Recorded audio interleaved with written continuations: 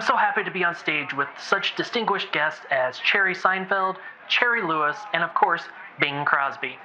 But we all know we're here tonight to celebrate our friend Cherry, and I have to tell you, being friends with Cherry is really the pits.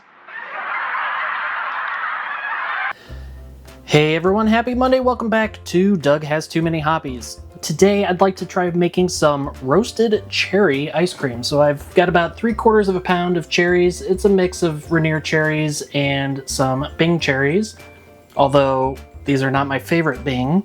I'm dreaming. And so I've roasted those in the oven at 450 for about a half an hour, and I've removed the pits. So if some of the things I was reading about online in some various recipes are true, then steeping these pits in our milk will impart a nice sort of nutty almondy flavor. We'll see if that's true. So we add our standard 1 cup of whole milk, 1 cup of heavy cream, 2/3 of a cup of sugar, pinch of salt, little squeeze of our vanilla bean paste, and put that over low heat. We just want to bring that to a simmer. Okay, that is just steaming, so we will kill the heat, remove our spatula, and throw on a lid for, we'll call it 20 minutes. 20 minutes of YouTube time has elapsed, and those cherry pits are nice and steeped. So in the meantime, I took about 2/3 of those roasted cherries and mashed them. We'll use the other third and throw them in right at the end of the churning process. We'll throw our strainer on there. And we're just going to strain out those cherry pits. And now everything goes back into our saucepan. And I put it back over low heat just to bring it back up to a simmer. Now this one could be a good application for a custard and adding some egg yolks into it, but I really want to try it without. Let's see if we can make those cherries really shine. And now that we're at a simmer, we'll add our remaining 1 cup of cold heavy cream. And now everything goes into a plastic container. And there's our mess. And then this goes into the fridge overnight to chill and age. The ice cream machine is chilled. Time to pour it in and start churning.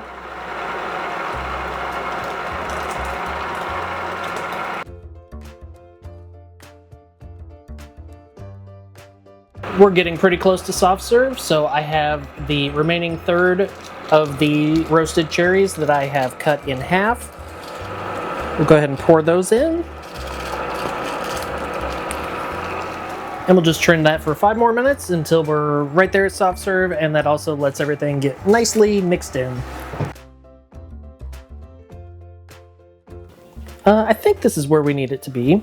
So let's get this into a 4-ounce container. And we'll put a lid on it. C for cherry. It's not V for vanilla. It's C for cherry. And chuck it into the freezer. All right, next morning, and our roasted cherry is ready to taste. We've got a nice pinkish cherry color here.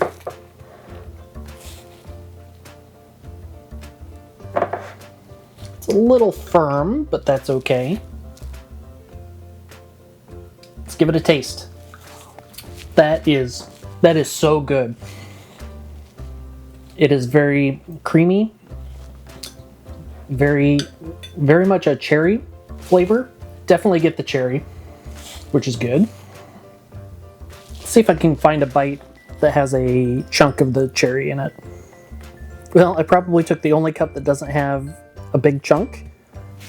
I get just the very slightest hint of vanilla from that little bit of vanilla that we put in there, but the cherry really pops. This tastes like, I don't know how to describe this other than it tastes like my childhood. I was really big into cherries and cherry flavored things when I was younger, and this throws me back some way that I can't describe. But it is delicious. I'm very glad that I made this flavor. I wish I could have found skeena cherries to put in here, but you know what? The Bings and the Rainier are perfect for this. I don't know that I would change a thing.